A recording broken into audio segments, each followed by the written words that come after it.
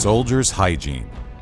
In 331 BC, Alexander the Great prepared to meet Persian King Darius III at the Battle of Gaugamela. On the eve of this monumental battle for Asia, what did the Macedonian king command his troops to do? Shave.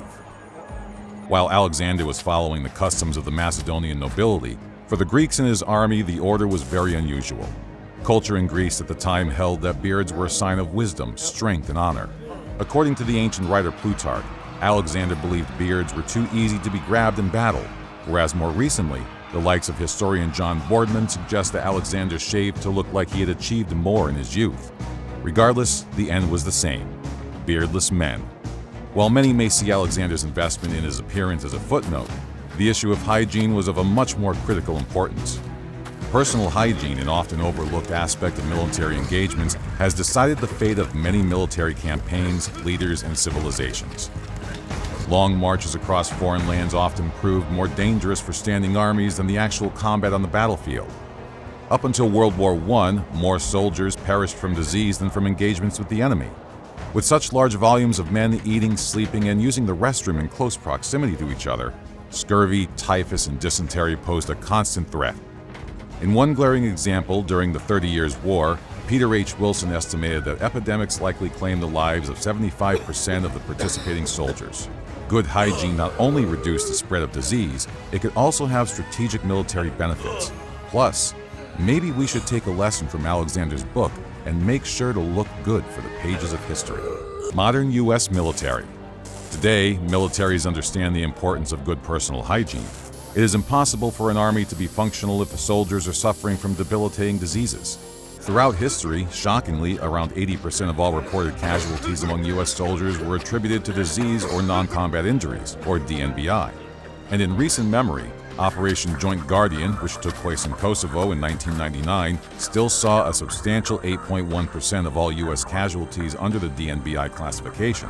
With time, the U.S. military developed procedures for minimizing the impact of bad sanitary conditions, and the rates of casualties have fallen steadily. By 2003, Operation Iraqi Freedom had only 4% of casualties resulting from disease or other non-combat injuries. The U.S. military tackled the issue by ensuring its commanders understood and emphasized the importance of good hygiene. Field sanitation teams were attached to each unit, and soldiers received training and education to become more aware of the threat. Additionally, safe rations, portable water, and showering and bathroom facilities were maintained and readily available for use by soldiers. Medical personnel in the Army were also gifted personal protection equipment and given improved chemoprophylaxis like antibiotics as well as vaccines to prevent medical casualties. However, despite all these new measures, new training for soldiers placed the individual at the front of minimizing disease. Each soldier was expected to take care of their personal hygiene for the betterment of the entire Army. Good individual conduct was imperative in tackling this issue, and each soldier was expected to wash their bodies often, use insect repellent and netting, and avoid food from unapproved vendors. Soldiers' responsibility. Hazards to soldiers come in a variety of ways, from elemental factors such as sunburns and frostbite to personal afflictions such as sleep deprivation. Deployment to a foreign country also exposes Army personnel to new diseases, dangerous plants and animals, and harmful wastes. Soldiers are trained to tackle these challenges by actively responding to the threat. Each soldier must have a supply of personal hygiene materials to maintain a good routine even when they are out in the field. For operatives that are deployed for an unspecified time, it is expected that 90 days' worth of prescription medication and toiletries be packed. Included in this are such things as absorbent body powder, deodorant, a comb, dental floss, hand sanitizer, lip balm, shampoo, and a shaving kit. Skincare. The military understands that the skin is the largest organ of the human body and must be taken care of. As the soldier's first line of defense against disease, the skin is also responsible for protecting against sun rays and insulating the body. Items such as the absorbent powder can be used to control moisture buildup on the skin, and soldiers are encouraged to change socks often and use foot powder to prevent fungal infections. This was a major quality of life improvement from the First World War, where trench foot was a common problem in the damp, cold mud. Additionally, soldiers are expected to apply sunscreen when necessary and allow themselves up to 2 weeks to acclimate to hot environments. Protecting the skin from harsh outside factors is essential in keeping the soldiers healthy. However, skincare does not end there. Soldiers are expected to shower daily under ideal conditions, as frequent showering minimizes the chances of skin infections. When a shower is not available and soaking in a hot tub is out of the question, it is expected that a washcloth and soap be used to cleanse the skin. The Army asks that particular attention should be given to sweaty areas, and places such as the armpits, genitals, and between the thighs need to be cleaned. With all this scrubbing and washing, some may experience dry skin. Interestingly, the Army notes in its official Field Hygiene and Sanitation Handbook that scented lotion, cologne, and perfume are prohibited as they attract insects.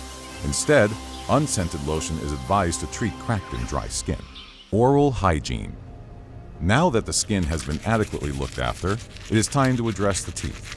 Good oral hygiene demands its own section in the handbook, as soldiers who fail to actively brush and floss their teeth may become non-deployable.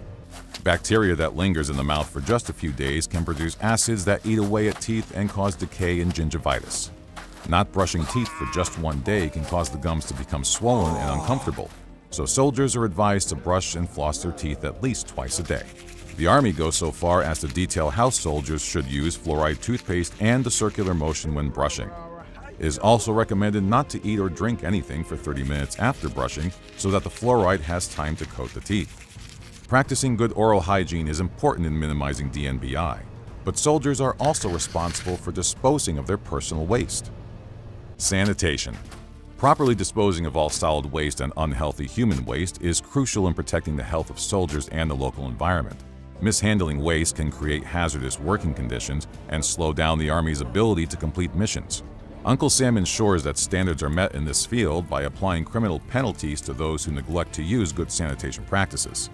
Costly cleanups and strained relationships with local communities are just some of the catastrophic repercussions of failing to follow the Army's guidelines on waste disposal. Soldiers are expected to use portable latrines and dispose of their trash to keep their individual working spaces clean. Portable latrines minimize the occurrence of pests such as rats, mice, and flies by using a collection system. When portable latrines are not available, improvised latrines such as slit trenches and cat holes may be used. However, these practices are all but banned in the United States, and their use in other countries is frowned upon unless the situation is dire. Soldiers are expected to quickly dispose of food-related trash and try to eat in only designated areas to further prevent disease. Waste is always burned, buried, or backhauled. Although some of the regulations on soldiers' hygiene may appear overbearing, the military understands that relaxed standards on any of the aforementioned articles could have disastrous effects. The practices of showering, brushing teeth, and properly disposing of waste are not only to maximize the effectiveness of the unit, they are also there for the soldier's comfort. Clean water is a luxury in wartime, and for most of history, armies have had to contend with undrinkable water in disgusting conditions. Thankfully, today, these issues have been addressed, and military personnel can focus on the tasks at hand without worrying about being able to find drinking water or a place to use the restroom. Helmet graffiti in the Vietnam War. Before the Vietnam War, graffiti rarely appeared on a soldier's helmet because the military strongly emphasized discipline and uniformity among the ranks. And then there's the fact that it would make the soldier a much easier target for an enemy sniper. But this war was very different from other conflicts, as it pitted a technologically advanced superpower against a poorly armed but highly determined enemy.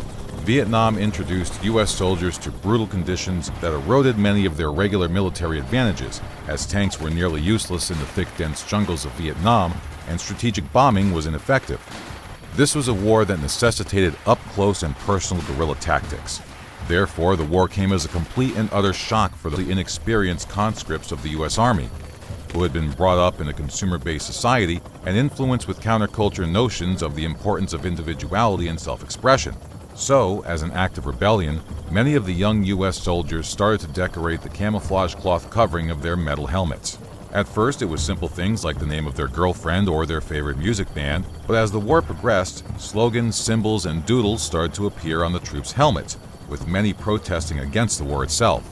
Some soldiers even wrote out a calendar of their tour of duty and marked off each month that they had survived.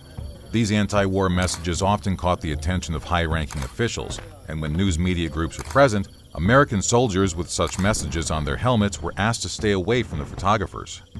Such customizations of helmets drew media attention as soon as the Americans entered the conflict. Larry Wayne Chafin of the 173rd Airborne Brigade was photographed with a line across the bridge of his helmet stating, "War is hell." Other famous anti-war slogans include, "Warning, being in Nam may be hazardous to your health. Make war, not love," and "I'm not a tourist, I live here." The helmet's headband, which allowed the soldier to carry small, useful items like mosquito repellent or a pack of cigarettes, was also utilized for individual expression. Some soldiers chose to display the Ace of Spades playing card, falsely believing that the superstitious North Vietnamese troops thought it was the card of death, and U.S. soldiers would sometimes place the card in the mouth of the enemy with the intention of terrifying and demoralizing Viet Cong guerrillas and NVA soldiers. In fact, all it accomplished was to confuse the enemy troops as to why the Americans kept doing this. But nevertheless, U.S. commanders did little to stop this practice because they felt it was good for morale. Some of the playing cards kept in the helmet's headband did end up serving a useful purpose. Often on patrol, each team member was assigned a particular card to aid in rapid recognition during the heat and confusion of a firefight. The North Vietnamese Army troops were not as daring as their American counterparts in their helmet doodling, but some did write on their helmets a popular sarcastic saying at the time, "Born in the North, died in the South." In the years following the Vietnam War, graffiti mostly disappeared from soldiers' helmets. The consequences of the conflict in Vietnam led to a complete restructuring of the various branches of the U.S. military. Because of this, military units became more disciplined and cohesive, with very little focus on individual expression. Studying the helmet graffiti from the Vietnam War not only reminds us of the conflict between nations, but also of the anti-war movement and the social identity of each soldier fighting for his country. Why did soldiers use guns from home or captured weapons? One of a soldier's most distinctive features were his personal weapons. From the earliest wars until the more modern-day conflicts, a soldier's life depended on his weapons functioning properly. This was the reason why each soldier took special care cleaning, lubricating, and practicing with their personal weapons. Over the years, there have been a variety of rules and regulations on providing essential equipment to soldiers. With the introduction of more modern standing armies, it became standard to supply soldiers with government-issued guns only. These were factory-made weapons designed to meet the special criteria of the Army and that each soldier was obliged to carry. However, in a wartime situation, this was a rule that was often sidestepped. There would always be men who would have a special bond with their personal weapons. Sometimes it was so great that they preferred using their own guns from home instead of the Army-issued ones. During World War II, it was not uncommon for soldiers to carry personal sidearms. This was often the case with officers, especially the senior ones.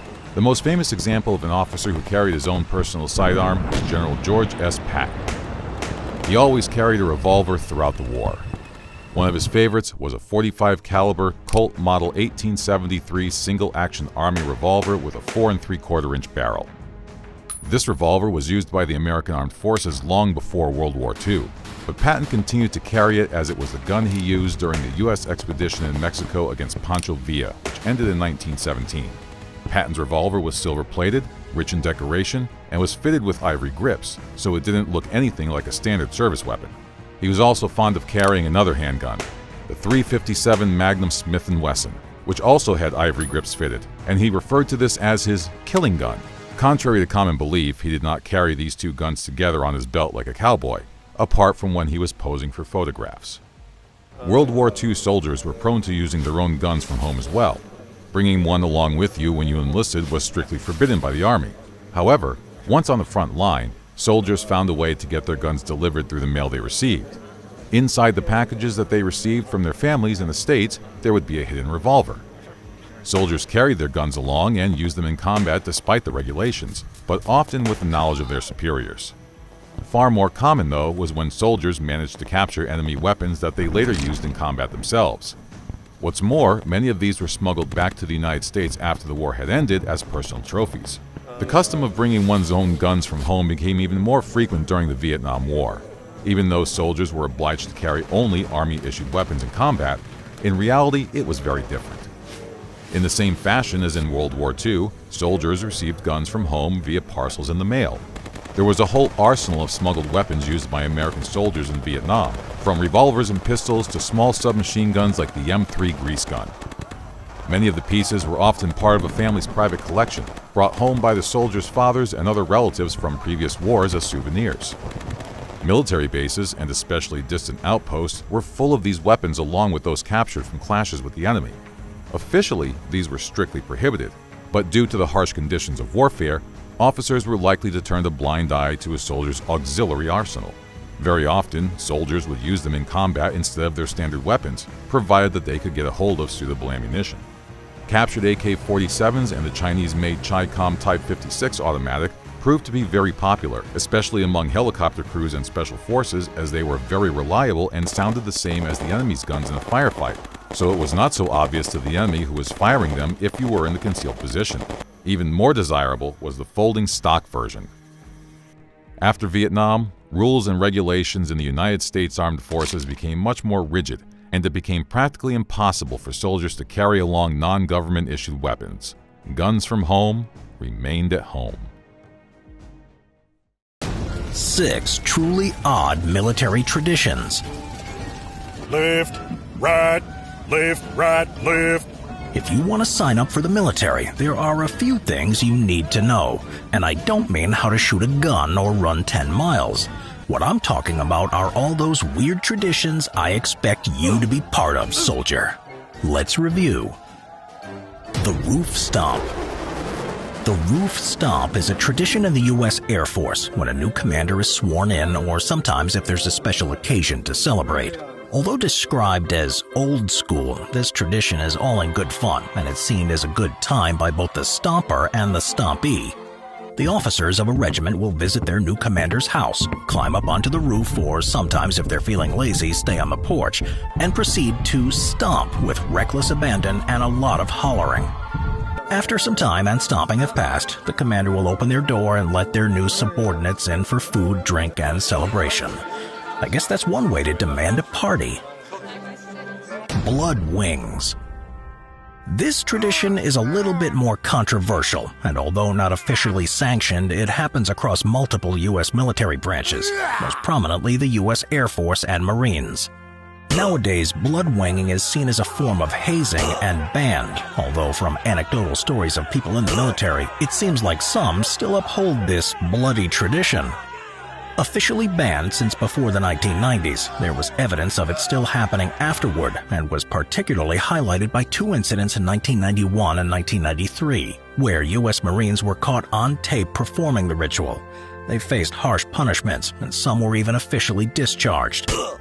So what exactly is blood winging? Simply, when Air Force cadets or Marines complete their initial training, their superior officers pound their new badges onto their shirts without any protection so that the spikes are hammered directly into the new recruit's chest, usually drawing blood. This can be particularly painful as some badges have more spikes than others. Despite the slightly gruesome nature of the hazing, some argue it helps build better relationships and saw it as a rite of passage in the military. Either way, it's not a tradition they'll be talking about publicly anytime soon. Piano burning. A piano on fire can look pretty hardcore, but it's not just for meme purposes. In the US and British military, piano burning is actually a long-held tradition dating back as far as World War II, although no one seems entirely clear where it first began. Many believe it was the introduction of new recruits during the war that led to these burnings.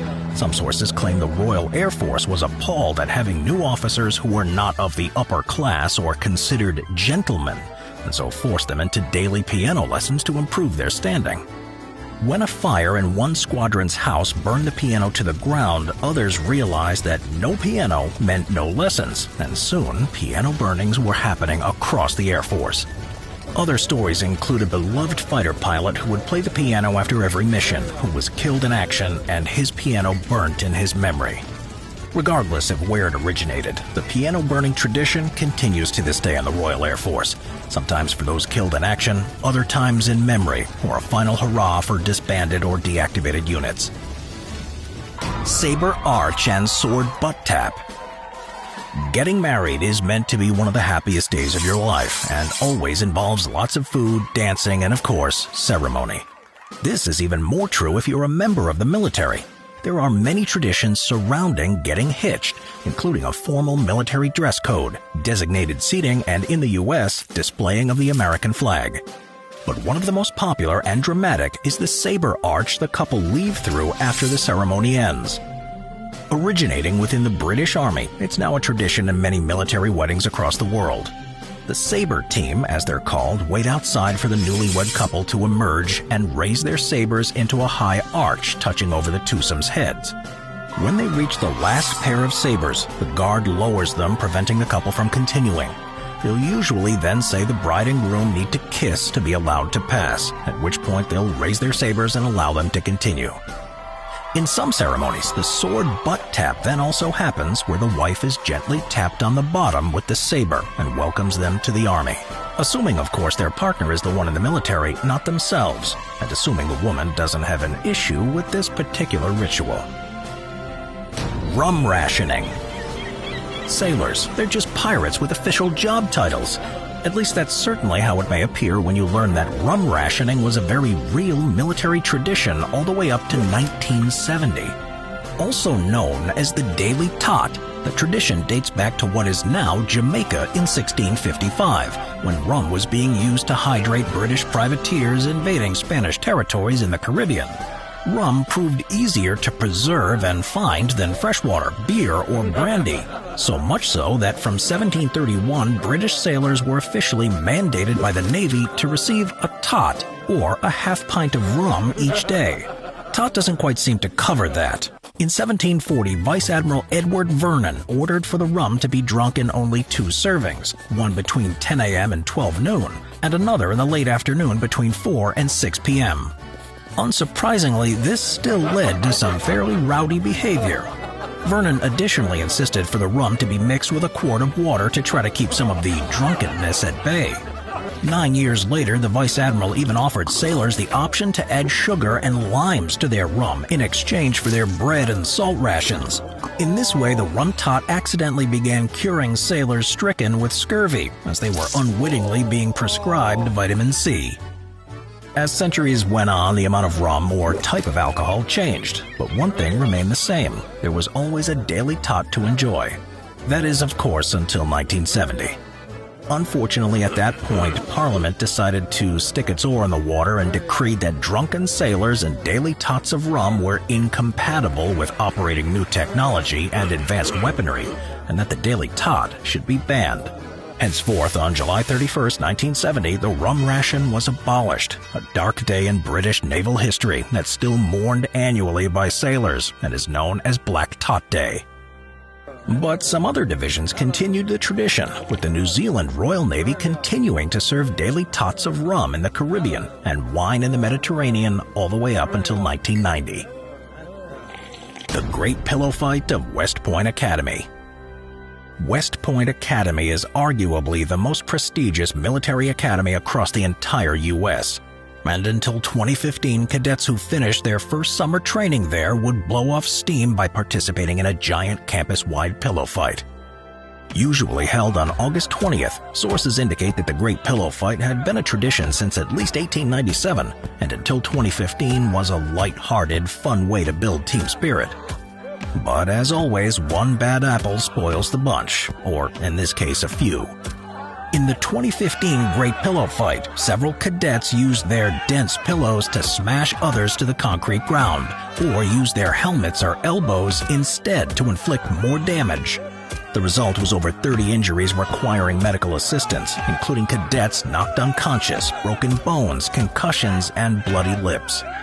Sadly, this was to be the last pillow fight of West Point, with individuals ruining a 100-year-plus-old tradition by inevitably taking it too far. Tradition is an important part of the military and helps bond soldiers, sailors, pilots, and everyone in between together. Whether old or new, these truly odd traditions have earned their place in military history as bizarre, funny, and memorable. Modern military rations. From the tin can to the MRE. In 1795, during the French Revolution, the French government was concerned about the problems they were having feeding their army. They offered a 12,000 franc prize for anyone who could come up with a new method of food preservation. It would be 15 years before the prize was finally claimed in 1810 by Nicolas Appert, a maker of fruit conserves. By 1804, Appert had worked out that multiple foodstuffs could be preserved for months or even years if they were placed in an absolutely airtight glass container and then heated in boiling water for several hours.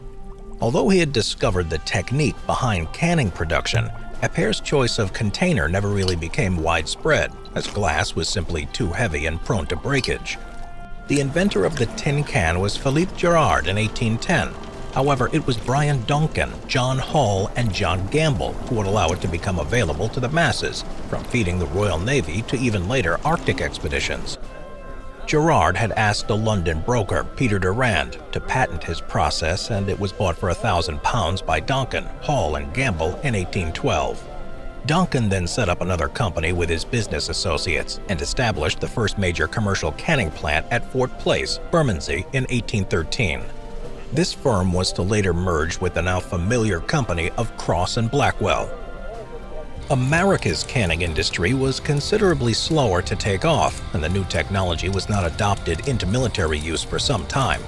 The American Civil War, fought between the years 1861 and 1865, did see some canned goods being made, available to certain sections of Union soldiers. These were only available on a small scale, however, and didn't form a major element of the common rations.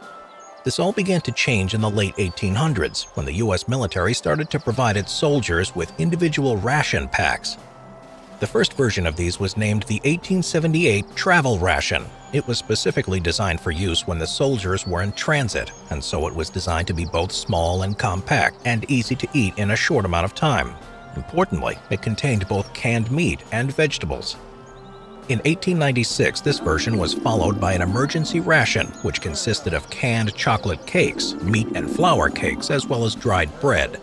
As the name would suggest, this was only designed for emergency scenarios and would only keep a soldier fed for a limited amount of time. It also was only to be opened on the orders of an officer. By World War I, canned goods now made up the bulk of the standard U.S. military ration. Throughout the war, the U.S. Army used three basic ration types, these being the iron ration, the trench ration, and the reserve rations. The iron ration was an emergency ration consisting of three 3-ounce cakes made from beef bouillon powder and parched and cooked wheat. These came along with 3 1-ounce bars of chocolate and small packets of salt and pepper. All of the items were sealed in a small tin can and were easily carried in a soldier's kit. The trench ration consisted of various canned meats and fish, which were sealed in a large tin crate and covered in canvas. This, to some extent, protected the contents from contamination in the case of a gas attack. The third variant, the reserve ration, was far more substantial than the others. It contained meat, usually corned beef or sometimes fresh bacon, 2 cans of hard bread, otherwise known as hardtack, a few packets of coffee, salt and sugar, and finally a small cigarette ration. This often provided the soldiers with a short but well-needed morale boost. The period between world wars allowed the U.S. Army to develop a more comprehensive set of rations, having learned during World War I what had worked well and what could be improved upon. The process of refining the rations continued throughout World War II. Over the period of the conflict, 5 standard rations were utilized, as well as several highly specialized ones that were designed for use in specific geographical areas. These included the jungle and mountain rations. The 5 main rations used were the A ration, a garrison ration that was fresh, refrigerated, or frozen food that was prepared in the cookhouse or a field kitchen. The B ration, a field ration that was prepared using any type of canned food. The K ration, an individual ration used by fast-moving assault troops and only designed for short-term use. The D ration, which was an emergency ration that contained a concentrated chocolate bar that was specially designed to have a high calorie content. The resulting bar was so hard that soldiers often had to use a knife to shave slices off of it rather than simply taking a bite and risk damaging their teeth.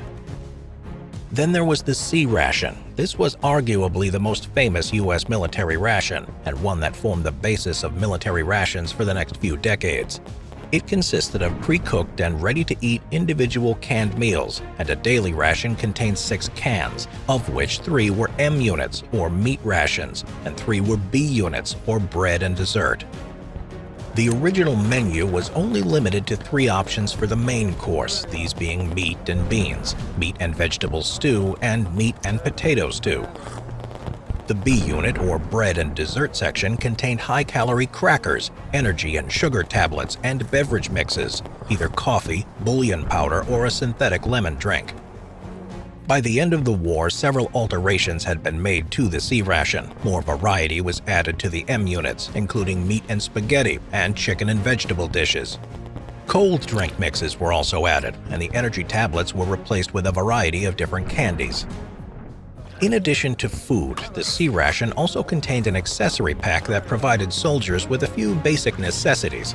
The contents changed over the time the C ration was in use, but included items such as chewing gum, cigarettes, toilet paper, sugar, salt, water purification tablets, a can opener, and matches.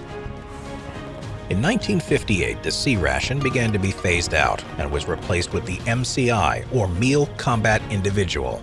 In essence, this was largely just a slightly improved C ration with an additional menu item. In fact, it was so similar that among the troops it continued to be referred to as a C ration. Along with the M unit and B unit, there was now a separate dessert option called the D unit. The MCI was the primary ration issued to troops during the Vietnam War. It was here that the limitations of this type began to present themselves.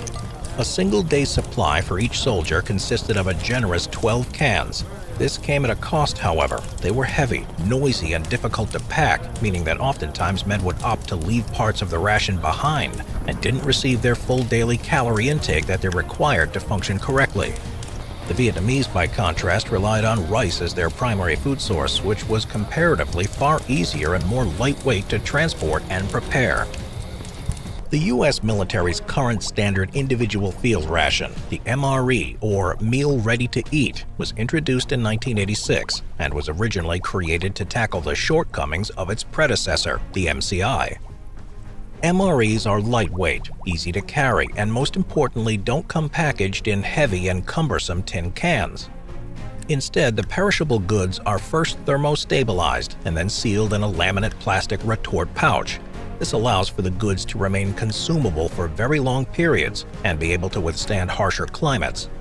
The MRE was the first ration that was specifically developed with taste and variety in mind. The military establishment realized that simply providing men with their basic nutritional requirements was often not enough. Good quality food that varied in content was recognized as being important for morale, as well as for ensuring that soldiers ate the entire ration, thus meeting their full energy requirements. MREs contained the following key items: a main course, side dishes, crackers or bread, spreads such as jam and peanut butter, candy, dessert, drink mixes, and seasoning. Just like the earlier rations, there's also an accessory pack which includes basics such as matches, toilet paper, and chewing gum. Since the MRE's introduction, it's remained in a continual state of development, with new menu items being added and unpopular ones discarded. Perhaps the most substantial change to the MRE, though, was in 1990 with the introduction of the flameless ration heater.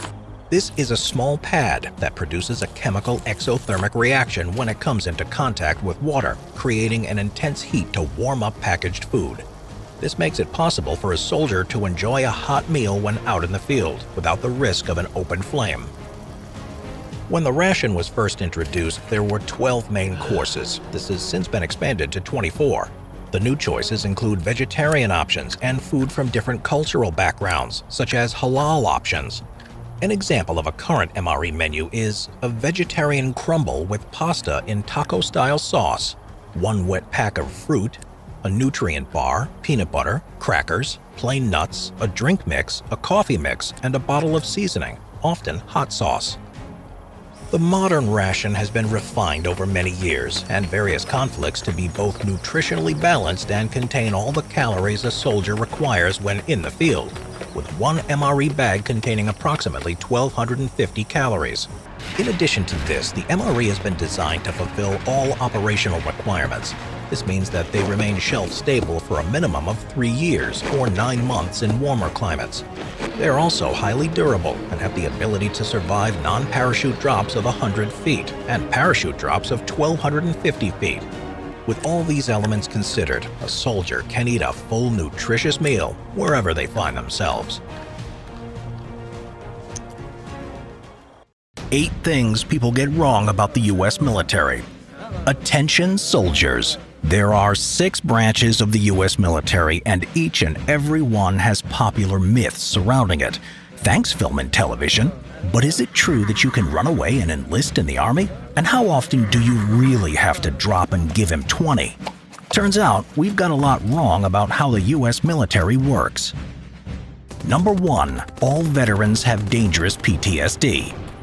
Sadly, studies have shown that of all the Iraq and Afghanistan war veterans, those displaying PTSD make up, at the lowest, 13.5%, and at the highest, 20 to 30% of personnel. There is an unfortunate stereotype that these veterans are prone to outbursts of violence as survivors of PTSD. In fact, in a 2021 survey of 2,000 Americans, 26% believe that people with PTSD must be violent or dangerous. But this view of PTSD has been exaggerated by the media, leaving the average person to believe anyone who comes back from war is a firecracker waiting to go off. Although it can be a symptom of the illness, it's a myth that PTSD automatically equals a violent person. The overwhelming majority of people with PTSD live regular day-to-day lives upon returning home and do not harm others. Number 2, enlisting is easy. There are plenty of TV shows and movies where the troubled young kid runs away and enlists in the Army, disappearing from his family seemingly overnight. But this is incorrect. It's nowhere near as easy to join the military as the media makes it out to be. No branch of the armed forces will take someone without at least a high school diploma or possibly a GED. And depending on the branch of the military you want to go into, there can be some strict requirements. Officer positions are competitive and require at least a college degree, although many actually also have a post-grad certification. In the Coast Guard, you can't have more than 3 dependents, and in the U.S. Air Force, you must be a certain height, weight, and vision, among other requirements. But there are 5 pieces of criteria you must meet no matter which branch of the military you're interested in joining. Number 1, we've covered. You need a high school diploma. The rest are: Number 2, be a full citizen of the United States or a resident alien. Number 3, be at least 17 years old. Number 4, pass a medical exam. Number 5, pass the ASVAB. ASVAB stands for the Armed Services Vocational Aptitude Battery Test and is part of its own myth. Number 3, the ASVAB isn't important. The ASVAB is a test that assesses your mathematical reasoning, understanding of mechanics and science, word knowledge, as well as your ability to assemble objects. No matter what part of the military you're interested in, you will take this test. But some people believe the ASVAB doesn't matter and that you can get into the U.S. military without passing this crucial exam. This is not true. Every branch of the U.S. military requires a passing grade in this test, although what that score is varies from branch to branch, with the U.S. Air Force having the highest score requirements to join. Number 4, the drill sergeant will drill you into the ground. Drop and give me 20. Thanks to television and movies, we believe that training is brutal, with a sergeant continually screaming in your ear, forcing you into back-breaking amounts of exercise, and the punishment of cleaning the entire mess hall with a toothbrush. But while this may have at one time been true, this is not an accurate representation of the military and its trainers today. The U.S. military has now banned hazing in any form and has a zero-tolerance policy for those caught doing it. Although it may still take place, it is no longer encouraged or officially sanctioned. Instead, the U.S. Army calls it fundamentally in opposition to military values, and drill instructors can no longer treat recruits however they may like. Under the Uniform Code of Military Justice, they state, derogatory terms, excessive physical activities, and any abusive or violent contact are now forbidden, and those caught can face severe punishment. Number 5, the pay in the military is low. Many people believe that those in the military are extremely low-paid public servants who struggle with their salaries. But like any other job or industry, pay can vary dramatically in the U.S. military. The base pay for new Army recruits who have been in service for under 2 years is lower at $21,999, but this increases with length of service. 4-star generals who have been in the military for 20-plus years are able to earn a much larger $203,698 per year. And depending on the state and military branch, they may also only be taxed on their base pay, with all extra income their own to keep. Plus, those in the Army are able to stretch their pay further than other professions with additional compensation and benefits, such as providing bonuses for food, health, housing, higher education, as well as being given 30 annual vacation days. Army service can help soldiers pay for college with the post-9/11 GI Bill program, for example, providing steep discounts on tuition, as well as bonuses for accommodation and books. Depending on the length of service, the program can cover some or even all of one's public college fees, and for private and foreign college tuition, up to $25,000 annually. Number 6. Everyone in the military has seen active combat. With troops fighting in the Middle East and stories of active combat on the news, many people believe that everyone in the military goes to war. But the U.S. military is a huge operation, and there are plenty of career paths and roles that have nothing to do with fighting overseas.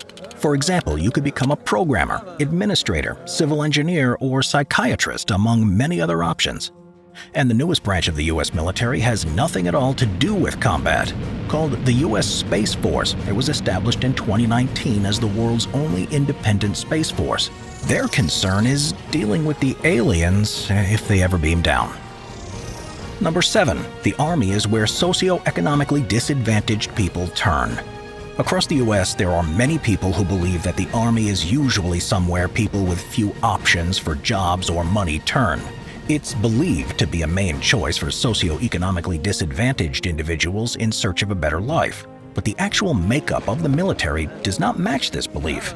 A study in 2020 showed that a diverse range of people are attracted to a military career path, and that the poorest and wealthiest communities are actually underrepresented, with the majority of recruits coming from middle-class backgrounds. An earlier study concurred, showing that most recruits are actually wealthier, more educated, and more rural than most 18 to 24-year-olds. Number 8. Soldiers shoot to kill. An active war zone is a horrible place, and it's always assumed that if a weapon is being fired, then it is fired with one intent: to kill the enemy. And while it's true that today's military personnel go through extensive dehumanization of the enemy training, the psychological impact of killing another human being means it's very likely that few soldiers are actually willing to shoot with the intention of killing.